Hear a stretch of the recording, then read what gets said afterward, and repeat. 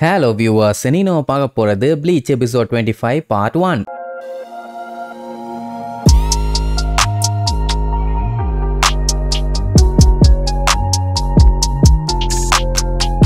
Open பண்ணா போன episode நம்ம இச்சுகோ எப்படியும் அந்த கெனான் பால உருவாக்கிட்டான்ல, என்ன கொஞ்சம் பெருசா உருவாக்கிட்டான். அந்த இடத்தையும் நாசம் பண்ணி ஷிபா கிட்ட கண்ட மெனிக்கு அடி வாங்கி மிதியும் வாங்கிட்டான். என்ன கொஞ்சம் பவர் அதிகமா யூஸ் பண்ணதுனால டயர்டாகி அங்கேயே தூங்க ஆரம்பிச்சிட்டான். சரி அது ஒன்னும் பஞ்சாயத்து இல்லன்னு யுரிச்சி அடுத்து என்னென்னலாம் பண்ணணும் அப்படின்ட்டு எல்லாத்துக்கிட்டையுமே சொல்லிட்டு இருக்கும் போது திடீர்னு காட்டுத்தனமா கத்தும். அது ஏன் என்னன்னு இப்ப சொல்ல மாட்டாங்க, பின்னாடி தெரியும். அப்படியே கட் பண்ணா நைட் ஆகுது. காஞ்சோ பாத்தீங்கன்னா ஓரமா உட்காந்து பேப்பரை வச்சுக்கிட்டு என்னத்தையோ முணுன்னு படிச்சுக்கிட்டு இருக்கான். அங்கதானே நம்ம தூங்கிட்டு இருந்தான். ஒரு வழியா எந்திரிச்சிட்டான். அப்படி எந்திரிச்சவன் காஞ்சு கிட்ட ரொம்ப நேரம் தூங்கிட்டானா, ஆமா நான் தூங்கினதுக்கு அப்புறம் என்னடா நடந்துச்சு அப்படி எப்படின்னு நோட்டி கேட்பான். அவன் கடுப்புல இவனை கண்டமேனிக்கு கத்துன்னு கத்திட்டு அவன் பாட்டுக்கு படிச்சுட்டு இருப்பானே தவிர இவன் கேட்ட கேள்வி ஒன்னுத்துக்குமே பதில சொல்ல மாட்டான். இப்படியே மாத்தி பேசிட்டு இருக்கும் போது கரெக்டா இஷிடா அங்க வந்துருவான். வந்தவன் அப்பாடா ஒரு வழியா எந்திரிச்சிட்டியா, வா நம்ம கிளம்ப வேண்டிய நேரம் வந்துருச்சு, சீக்கிரம் போலான்னு சொல்லி கூட்டு போவான். அவ்வளவுதான், இனிமேட்டு இவங்களுக்கு ட்ரைனிங் அது இதுன்னு எதுவும் தேவையில்லை, கிளம்ப வேண்டியதான். ஏன்னா ஆல்ரெடி டிலே, இன்னும் டிலே பண்ணாங்கன்னா ரூக்கியாக்காங்க மர்கியா சாலாதான். சரி ரைட், அதுக்கப்புறம் எல்லாம் ஒண்ணு கூடிடுவாங்க. யுரிச்சி எல்லாம் வந்துட்டீங்களா அப்படின்ட்டு பேச ஸ்டார்ட் பண்ணுமா. அதோட வால் பாத்தீங்கன்னா படிக்கட்டு மாதிரி கண்ணா பின்னான்னு வளைஞ்சிருக்குது. நம்ம பைய பார்த்துட்டு ஆமா ஏன் உன் வால் இப்படி இருக்குது, ஏதாச்சும் பஞ்சாயத்தா, கரும்பு மிஷினுக்குள்ள விட்டுட்டியான்னு ஒண்ணு இங்க நம்ம ஆளுகெல்லாம் பீதி ஆவாங்க. யுரிச்சி செம காண்டாயி, உனக்கு இதனால ஏதாச்சும் பஞ்சாயத்தாடான்னு கேட்கும். அட இல்லைங்க உங்க வால் நல்லா பியூட்டிஃபுல்லா அழகா இருக்குமே, இப்ப இப்படி ஆயிருச்சே அதான் என்னன்னு கேட்டேன்னு அப்படியே சமாளிப்பான். அப்பதான் இஷிடா வந்து மேட்டர் சொல்லுவான். வேற ஒண்ணும் இல்ல, இந்த வேலையை பண்ணதே நம்ம இச்சுகோ தான். அட அவன் தூங்கிட்டு இருந்தான்னு சொல்லி அவன் பக்கத்துல போய் நின்னுகிட்டு யுரிச்சி மத்தவங்க எல்லாத்துக்கும் இன்ஸ்ட்ரக்ஷன் கொடுக்க போகும்போது காட்டுத்தனமா கத்துச்சுல்ல, அது வேற எதுக்கும் இல்ல, நம்ம பையன் அதோட வாழை புடிச்சு கண்ட மேனிக்கு பிதுக்குன்னு பிதுக்கிட்டான். தூக்க வெறியில எதை நினைச்சு பிதுக்குனான்னு தெரியல, ஆனா அந்த வாழை பாலாக்கிட்டான். அதோட வால் தான் அதுக்கு பெருமையே, அதையே இப்படி கண்டமட்டானேன்னு கவலைப்பட்டுக்கிட்டு இருக்கும். அதனால இச்சுகோ கிட்ட இந்த விஷயத்த பத்தி பேசாத, பேசுனா உன் நிலைமை ரொம்ப சீரியஸ் ஆயிரும் உடனே வாய மூடிடுவான். சரி காஞ்சோ எங்கன்னு கேட்டா யாருக்கு தெரியும், அவன் ஏதோ ஒரு பேப்பரை வச்சுக்கிட்டு புலம்பிக்கிட்டு இருந்தான். எனக்கு தெரியலமானா காஞ்சோ அந்த டைம் அடிச்சு புடிச்சு மூச்சு வாங்க வந்து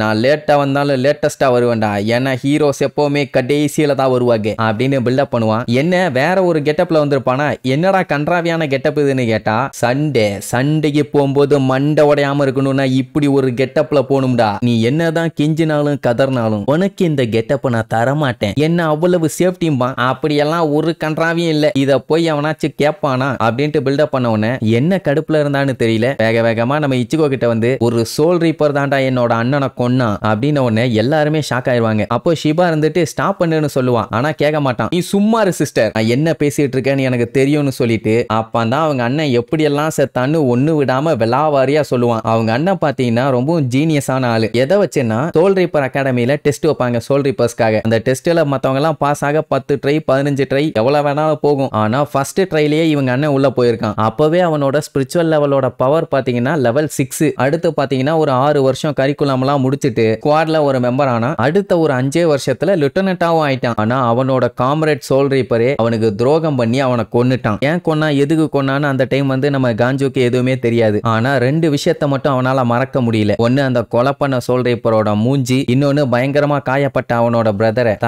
தரன்னு இழுத்துட்டு வந்தது. இந்த மொசரக்கட்டைய பார்த்தா எங்கேயோ பார்த்த மாதிரியே ஒரு பீலிங்கு. உங்களுக்கு யாருன்னு தெரிஞ்சா கீழே கமெண்ட் பண்ணுங்க. எல்லாம் நமக்கு தெரிஞ்சால்தான். இன்னொரு விஷயம் என்னன்னா அவங்க அண்ணன் சாகும்போது கூட சிரிச்சுக்கிட்டே சந்தோஷப்பட்டுக்கிட்டே கொலை பண்ண சோல் ரீப்பரை பார்த்து தேங்க்யூன்னு சொல்லியிருப்பான். எதுக்கு அப்படி தேங்க்ஸ் சொன்னா, எதுக்காக அவன் சந்தோஷமா இருந்தான் அப்படின்னு இன்ன வரைக்கும் காஞ்சோக்கு தெரியல. ஆனா ஒண்ணு மட்டும் உறுதி, அவன் கடைசி நிமிஷம் வரைக்கும் சோல் ரீப்பர்ஸ் யாரையுமே வெறுக்கல. சொல்ல போனா அவன் சாவுக்கு அவன் யாரையுமே பிளேமும் பண்ணல. இப்படி அவன் பேசுறத கூட இருக்கவங்க கேட்டுட்டு அவங்களே ஃபீல் பண்ணுவாங்க இவ்வளவு வலி இவனுக்குள்ள இருக்கான்னு. அவனுக்கு புரியாத விஷயம் எதுக்காக அவங்க அண்ணன் சோல் ரீப்பர்ஸா நம்பினான், அவ்வளவுதான். இப்படி எல்லாம் கான்ல பேசிட்டு இச்சுகோவோட சட்டையை பிடிச்சி இழுத்து நீ ஒன்னும் மத்த சோல் ரீப்பர் மாதிரி கிடையாது, அதனால தான் நான் உனக்கு ஹெல்ப் பண்றேன்பா. ஏன்னா இவனை ரூக்கியா காப்பாத்திருக்கான்னு சொல்லிதான் அவளை காப்பாத்துறதுக்காக தான் நான் இவ்வளவு தூரம் வந்தேன், பணத்துக்காகவும் இல்ல வேற எந்த உள்நோக்கத்திலையும் இல்ல அப்படிங்கிற மாதிரி சொல்லியிருந்தால, அதனால தான் இந்த உதவியை பண்றான். அது மட்டும் இல்லாம இப்ப நம்ம ஆளுகளுக்கு சப்போர்ட்டா கூடவே தான் இருக்க போறான். சோல் ரீப்பர்ஸ் எப்படி இருப்பாங்க, அவங்க நல்லவங்களா கெட்டவங்களான்னு அவனால முடிஞ்ச அளவுக்கு கூட இருந்து பார்க்க போறானாமா. இப்படி அவன் பேசினதை பார்த்துட்டு அத்தனை பேருமே அவனுக்காண்டி ஃபீல் பண்ணுவாங்க. பாவம் மனசுக்குள்ள இவ்வளவு வலிய வச்சிருக்கானான்னு.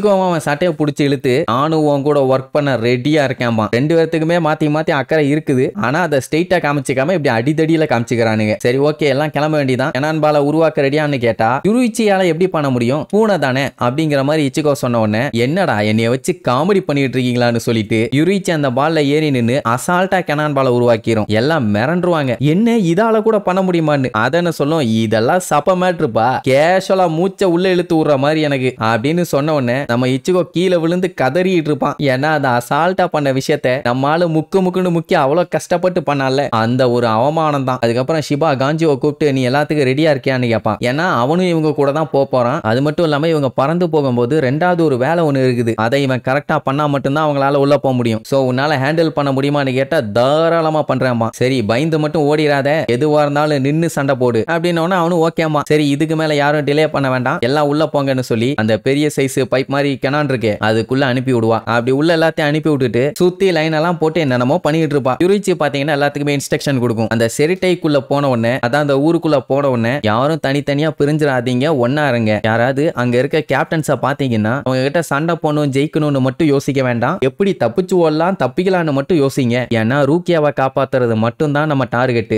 தேவையில்லாத வேலையெல்லாம் பார்த்து பஞ்சாயத்தை பெருசு பண்ணி விட்டுறாதீங்க, அது உங்களுக்கும் நல்லது இல்ல நம்ம டீமுக்கும் நல்லது இல்ல அப்படிங்கிற மாதிரி அட்வைஸ் பண்ணிட்டு இருக்கோம். கரெக்டா அந்த டைம் சன்ரைஸ் ஆகுமா. இங்க வெளியில ஷிபா பாத்தீங்கன்னா ஸ்வாடெல்லாம் வச்சு சொருகி என்னென்னமோ சொல்லி கொளுத்தி விடுவா. அகதகன்னு அந்த இடத்த சுத்தி நெருப்பா எரியும். உள்ளுக்குள்ள எல்லாம் கெனான் பாலை உருவாக்கி ரெடியா நிப்பாங்க. ஃப்ளவர் கிரேன் கெனான் லான்ச்னு சொல்லி அடிச்ச உடனே அப்படியே பட்டால்னு ஒரு சுடு நம்ம ஆளுக பிச்சுக்கிட்டு மேல பறந்துருவாங்க. சக்சஸ்ஃபுல்லா லான்ச் பண்ணியாச்சு, நல்லபடியா போயிட்டு வாங்க, இனி எல்லாமே உங்க கையில தான் இருக்குதும்பா. அப்படியே பறந்து போய் வானத்துல பிளிங்க் ஆகும். நீ இதுக்கப்புறம் நம்ம ஆளுக சேஃப்டியா அந்த ஊருக்குள்ள போய் சேர்ந்துட்டாங்களா இல்ல நீங்க ஆசைப்படுற மாதிரி கீழே அவங்க விழுந்து மண்டை திருச்சி ஓரமா மண்டைய போட்டு மேல போய் சேர்ந்துட்டாங்களான்னு அடுத்தடுத்த எபிசோட்ல பார்க்கலாம். டாடா.